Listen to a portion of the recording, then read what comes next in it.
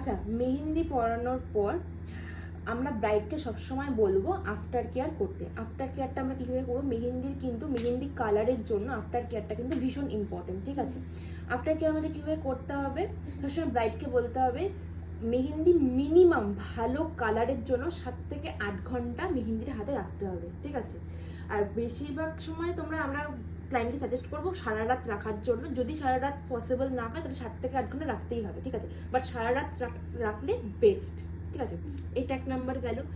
দ্বিতীয়ত আমরা কি করব, চিনি জলের রস, মানে চিনির রস যেটা হয়, চিনি লেবুর রস, সেটা দিতে হবে। কিভাবে আমরা সেটা করবো, এগুলো সব ব্রাইডকে কিন্তু, ব্রাইড বা পার্টি যেই হোক না কেন বলে দিতে হবে।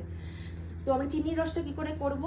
একটা পাতি লেবু বা দুটো পাতি লেবুর মধ্যে 1 চামচ চিনি, কোনো জল মিক্সড করব না, শুধুমাত্র লেবুর রস আর চিনি কাপের মধ্যে বা কোনো বাটির মধ্যে গুলে সেটা আমরা 2বার হাতে অ্যাপ্লাই করলাম।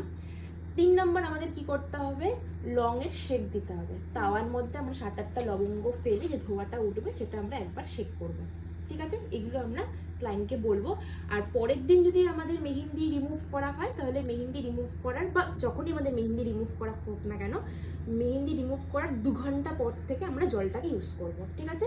আর অর্গানিক মেহেন্দির কালার কিন্তু সবসময় আস্তে আস্তে আসে। যখন আমরা রিমুভ করবো ক্লায়েন্টকে এগুলো বুঝিয়ে দেবে, কারণ কালার সমস্ত কিছুর একটা ব্যাপার রয়েছে। যেমন ক্লায়েন্ট, তুমি যতই ভালো মেহেন্দি পড়াও না কেন, কালার না আসলে কিন্তু মেহেন্দি রিভিউজ বাজে হয়ে যাবে, ঠিক আছে? আর সবসময় মেহেন্দি ডিপেন্ড করে কি আমাদের স্কিন টোন, বডি টেম্পারেচার। এক একজনের হাতে দেখবে এক এক রকম কালার। আমাদের 4 জনের হাতে এখন মেহেন্দি আছে, হাতে দাও, তোমার হাতে দেখো 1 রকমের কালার, তোমার হাতে দাও, তোমার হাতে দেখো 1 রকমের কালার, ওর হাতে দাও, ওর হাতে 1 রকম কালার, প্লাস আমার হাতে 1 রকমের কালার।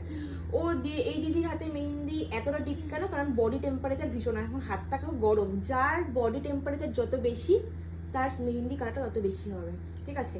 স্কিন টোনের ওপর ডিপেন্ড করে মেহেন্দি কালার, প্লাস আফটার কেয়ারের উপর কিন্তু ডিপেন্ড করে, ঠিক আছে? আফটার কেয়ার করতেই হবে। আর যখন আমরা রিমুভ করব তখন আমরা কি করবো, সরষের তেল দিয়ে রিমুভ করবো।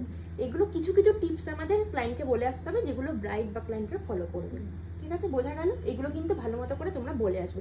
তারপরে তো অর্গানিক মেহেন্দির একটা ব্যাপার রয়েছে, যত ভালো অর্গানিক মেহেন্দি তত ভালো কালার হবে, ঠিক আছে? বোঝা গেল?